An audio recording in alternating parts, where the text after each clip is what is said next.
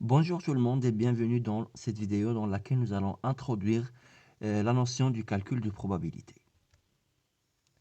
Alors la probabilité, c'est la théorie mathématique qui permet de modéliser les phénomènes aléatoires. Alors qu'est-ce que c'est qu'un phénomène aléatoire? Donc imaginons que vous avez une pièce de monnaie et que vous allez la jeter. Donc ça, il s'agit d'un phénomène aléatoire. Si on s'intéresse à savoir si la pièce va tomber sur pile ou face. Donc l'expérience aléatoire, c'est le jet de la pièce de monnaie. L'ensemble fondamental de cette expérience, c'est l'ensemble de toutes les possibilités qu'on peut avoir. Donc ici, on peut soit avoir pile, soit on va avoir face. Alors, on appelle ces deux possibilités des réalisations. Alors, pourquoi ce phénomène aléatoire? Parce qu'on ne peut pas savoir exactement sur quelle face la pièce de monnaie va tomber. C'est-à-dire, il existe un aspect de hasard ici. Une deuxième expérience, supposons que vous avez un dé.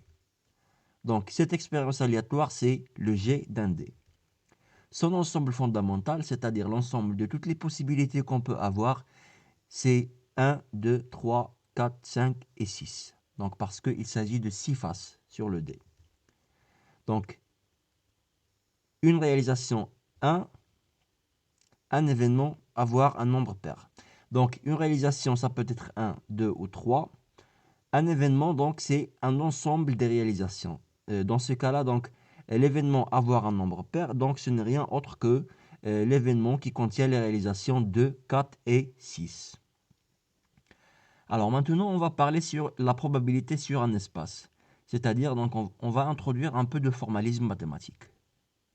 Donc, nous avons une expérience aléatoire et nous avons un ensemble fondamental, E, associé à cette expérience aléatoire, c'est-à-dire l'ensemble de toutes les possibilités qu'on peut avoir.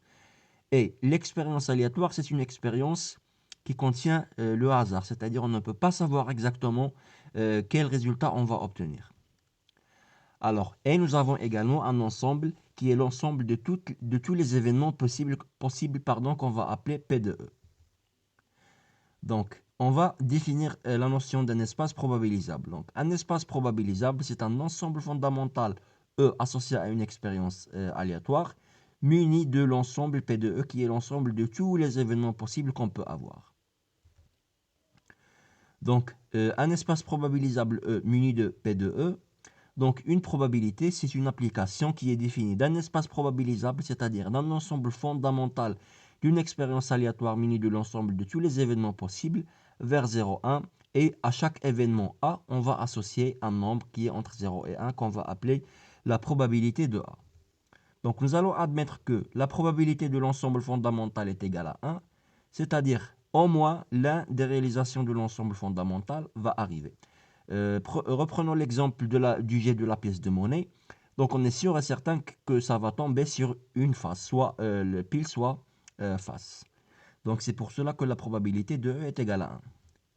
Alors pour tout A et B, deux événements dans l'ensemble de tous les événements possibles P de E, tels que A inter B est égal à l'ensemble vide, c'est-à-dire l'intersection de ces deux événements est vide, on a la probabilité de leur union est égale à la somme des probabilités. Alors, ce sont deux axiomes qui vont nous aider à définir la notion d'une probabilité.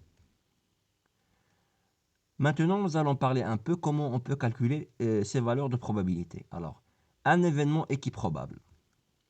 Donc, si tous les événements élémentaires sont équiprobables, c'est-à-dire ont la même chance d'apparaître, alors on parle de probabilité uniforme, ou parfois on dit probabilité équiprobable.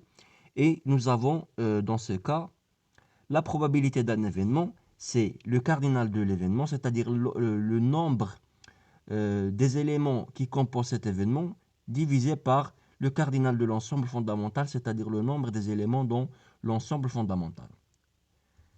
Exemple, donc nous avons le jet d'un dé. L'ensemble fondamental, c'est les nombres de 1 jusqu'à 6. Donc, si le dé n'est pas truqué, donc ça veut dire qu'on a la même probabilité d'apparition pour chaque nombre, c'est-à-dire il s'agit ici d'un événement, des événements qui sont équiprobables. Alors, prenons l'événement avoir un nombre pair. Avoir un nombre pair, donc sa probabilité, c'est tout simplement le cardinal de cet événement sur le cardinal de E. Alors, le cardinal de A, donc puisque A contient 3 réalisations, c'est 2, 3 et 4. Donc il s'agit de 3. Le cardinal de E, évidemment, c'est 6, ce qui va nous donner 3 sur 6, c'est-à-dire 1 sur 2. Alors nous avons quelques propriétés.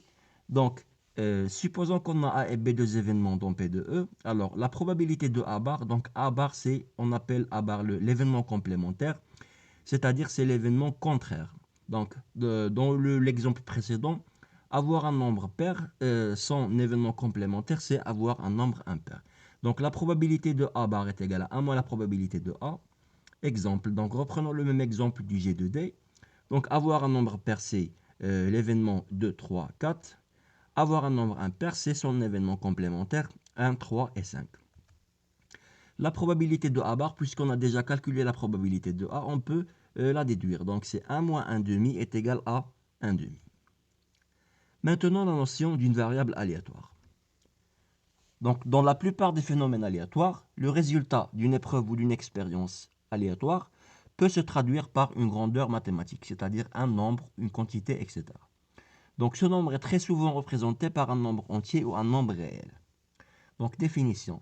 X, ce n'est rien autre. Donc une variable aléatoire X n'est rien autre qu'une application d'un ensemble fondamental E vers R ou N. Donc si cette application est définie dans N, dans une partie de N, c'est-à-dire elle est dénombrable, donc il s'agit d'une variable aléatoire qui est discrète. Si cette variable X est définie dans un intervalle dans R, on dit que cette variable aléatoire est continue. Donc, prenons un exemple. Donc, nous avons 2 dés, le lancer de 2 dés. Donc, vous allez jeter les 2 dés. L'ensemble fondamental contient l'ensemble de tous les paires qu'on peut avoir. Commençons par 1, 1, 2, etc. jusqu'à 6, 6. Nous allons définir la variable aléatoire qui va prendre chaque résultat dans cet ensemble fondamental et qui va sommer ces éléments, c'est-à-dire x de ij est égal à i plus j. Exemple, si on obtient 1 dans le premier dé et 6 dans le deuxième dé, la variable aléatoire va nous donner la valeur 7. Alors, variable aléatoire discrète, le G de 2D. Donc nous avons la variable aléatoire précédente qui va sommer le résultat obtenu par le 2D. Et nous allons définir un événement associé à une variable aléatoire. Donc x est égal à 4, ça c'est un événement. Donc on va avoir 4 si on obtient soit 1, 3, soit 3, 1, soit 2, 2. Donc c'est comme ça qu'on définit les événements en fonction d'une variable aléatoire. Donc ça c'est un événement associé à la variable x. On peut également définir des événements à l'aide des opérateurs inférieurs ou égal ou supérieurs ou égal. Ici, prenons l'événement b qui est égal à x inférieur strictement à 3. Alors le seul cas où on peut avoir ça, c'est si on obtient donc 1 dans les deux d. Donc ça c'est un événement associé à la variable aléatoire x. Maintenant, on va définir la loi d'une variable aléatoire discrète. Alors, supposons que vous avez une variable aléatoire discrète x, c'est-à-dire elle prend ses valeurs dans n ou une partie de n, et voici l'ensemble des valeurs qu'elle peut prendre. Donc de x1 jusqu'à xn. Donc, qu'est-ce que c'est que la loi de x? Alors, connaître la loi de x, c'est tout simplement connaître toutes les possibilités, toutes les probabilités des possibilités qu'on peut avoir. C'est-à-dire connaître la probabilité de x est égale à xi pour tout i, allant de 1 jusqu'à n. Alors, reprenons l'exemple du lancer de 2D, donc, et la variable aléatoire qui calcule la somme des résultats obtenus. Alors, cette variable aléatoire peut prendre les valeurs suivantes. Elle peut prendre 2 si on obtient 1 dans les 2D. Elle peut prendre également jusqu'à 12 si on a donc 6 dans les 2D. Donc, voici l'ensemble de toutes les valeurs possibles qu'on peut avoir pour cette variable aléatoire. Donc, c'est-à-dire nous avons x1 est égal à 2, x2 est égal à 3, jusqu'à x11 est égal à 2. C'est-à-dire on a 11 valeurs possibles. Alors, la probabilité de x est égal à x1, c'est la probabilité que x est égal à 2. Prenons l'événement x est égal à 2. Cet événement contient seulement un seul cas qui est l'ensemble ou le couple 1, 1. Donc, la probabilité de x est égal à 2, c'est le nombre des cas de l'événement, c'est-à-dire 1 sur le cardinal de E qui est 36, c'est-à-dire parce qu'on peut avoir 36 possibilités. Donc c'est 1 sur 36. Prenons l'événement probabilité de x est égal à 3.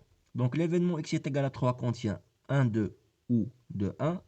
Donc la probabilité, c'est 2 sur 36. De la même manière, on calcule la probabilité que x soit égal à 4. Donc nous avons trois possibilités, 2, 2, 1, 3, 3, 1. Donc il s'agit de 3 sur 36. Donc la loi de x peut être résumée dans un tableau qui contient la valeur de xi qu'on peut avoir et les probabilités. Alors, on peut avoir 2 jusqu'à 12 et voici la probabilité de chaque événement calculée de la même manière qu'on a fait avec les trois éléments 2, 3 et 4. Donc, si vous allez sommer ces éléments, ça va donner 1 parce qu'il s'agit d'une probabilité. Je vous remercie énormément d'avoir regardé cette vidéo. Donc, si vous voulez plus de contenu similaire, n'hésitez pas à vous abonner à la chaîne. Merci.